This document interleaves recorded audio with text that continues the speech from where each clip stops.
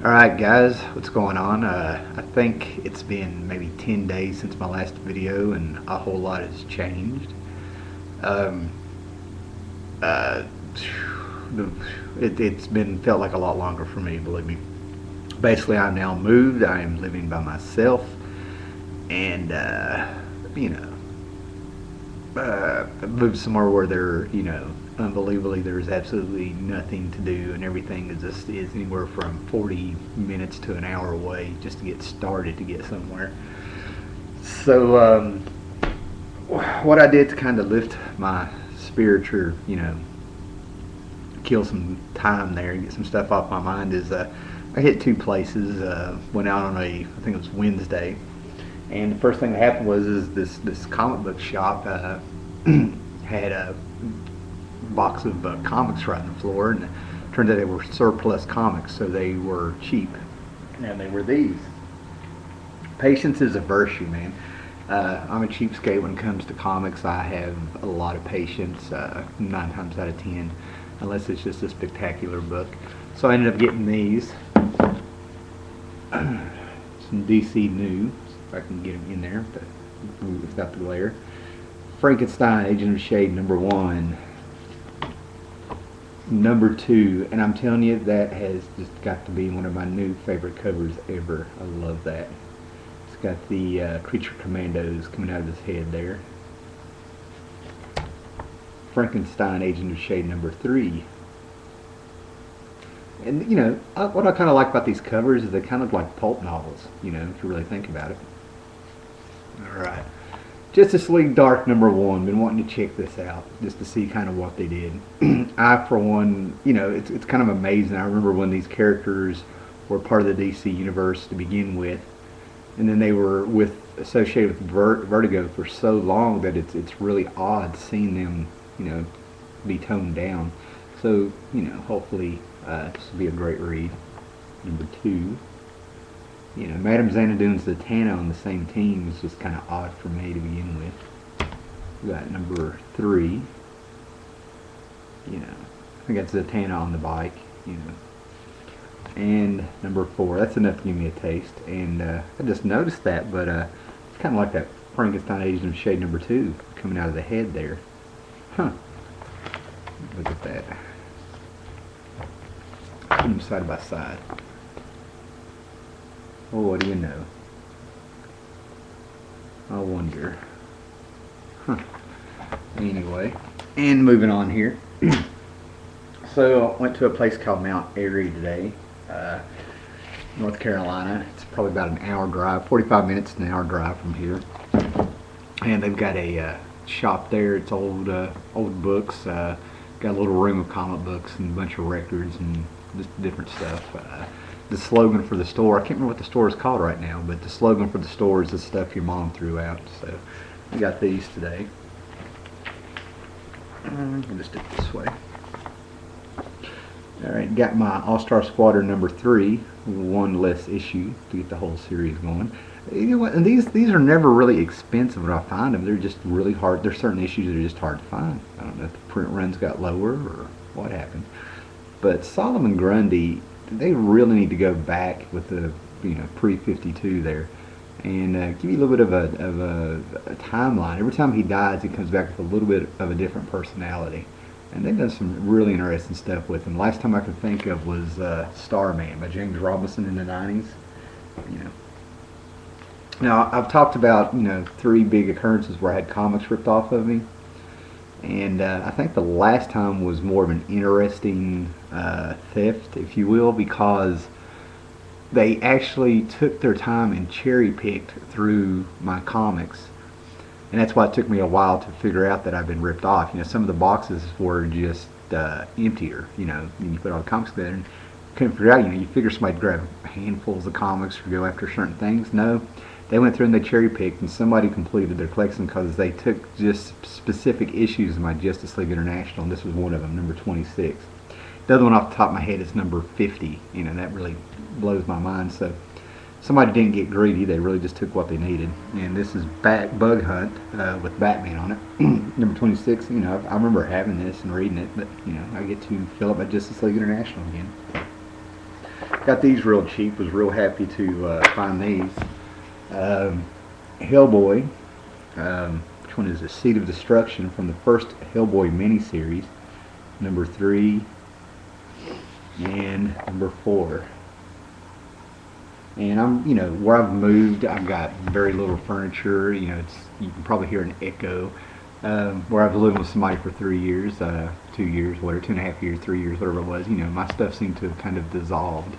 And I'm probably going to put all my Hellboy books on an eBay auction here pretty soon. Because I'm collecting the graphic novels. The graphic novels Mac Magnolia puts in extra stuff. There's prologues, extra pages for pacing, little notes here and there. Alright, anyway, moving on. And then what we have here is New Frontier, number 2. Absolutely love this issue. It's got the Wonder Woman liberating the ladies. You'd read the issue, and Superman just repulsed with what they did. And on the back cover, an awesome little pinup of Wonder Woman. Got my Elric number 1. Michael Moorcock wrote this. Walt Simonson drew it a few years ago. This is number 1. I think I'm pretty close to having almost all the Elric books they'd ever put out in any company. I'll have to do a little research. And some of these might be doubles, but I didn't want to take the chance of driving that far, spending that kind of money, and finding these cheap.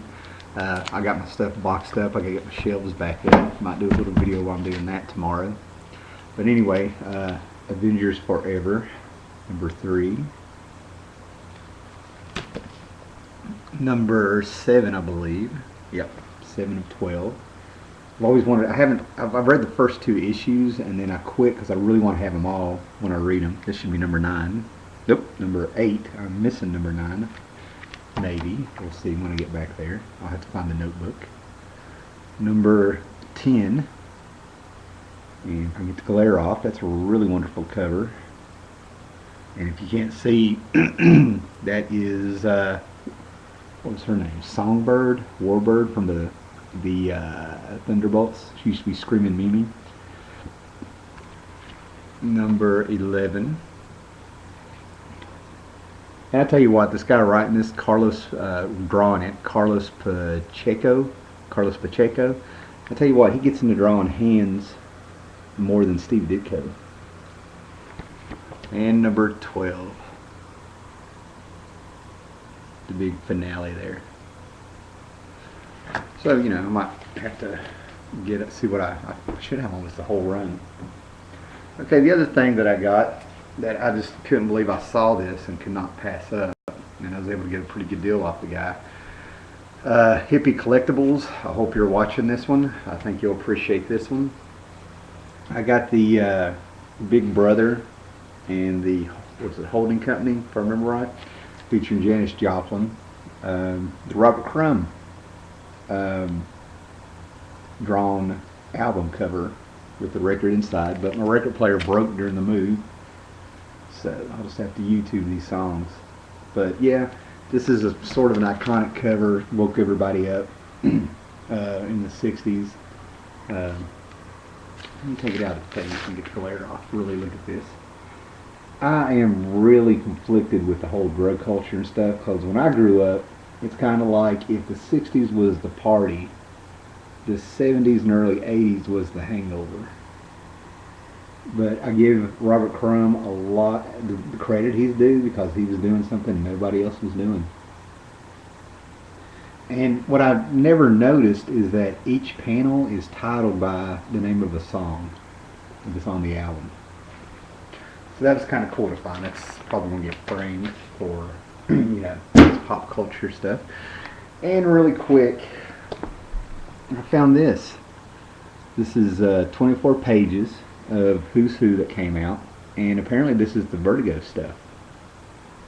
And it's Who's Who number 15. It was came out in 1992. It was $5. I got it for $1. And it has Abby Arcane, American Scream, Anton Arcane, Black Orchid, Cliff Steele, Danny the Street, Doom Patrol Rogues Gallery, The Dreaming, The Endless, Flex Mentallo, yes, John Constantine, excuse me. Kathy George, which it's ringing a bell. I don't know who it is. Kid Eternity, they wasted that character. Les Purdue, Matthew the Raven, Men from Nowhere, Mr. E, Parliament of Trees, Swamp Thing, Teffy, Temptress, Three Witches, and Tim Hunter. So, without further ado, we get the Kirby knife.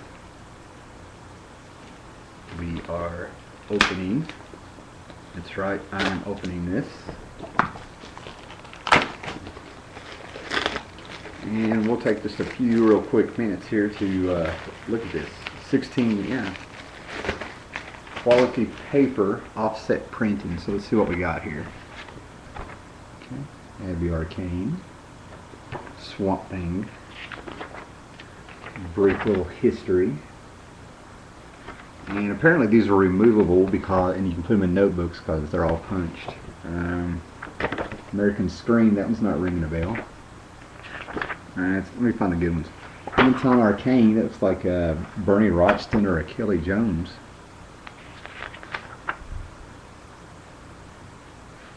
It says who it's created by. I don't see any credits for the art.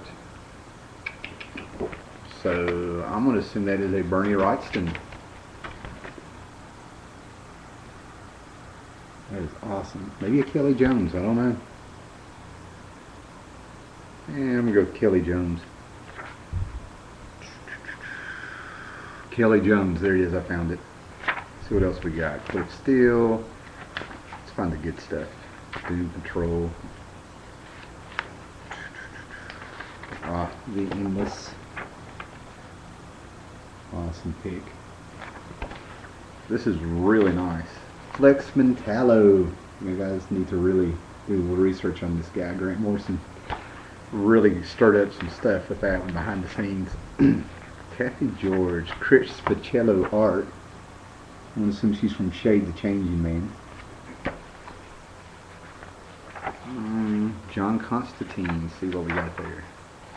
Nothing real spectacular.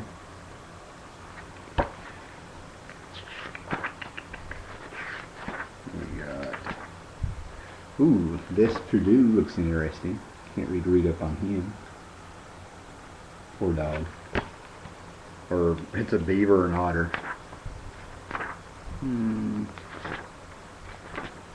Parliament of Trees, not a funk of trees. That's where Swamp Things go to take root. It's kind of a disappointing Swamp Thing picture.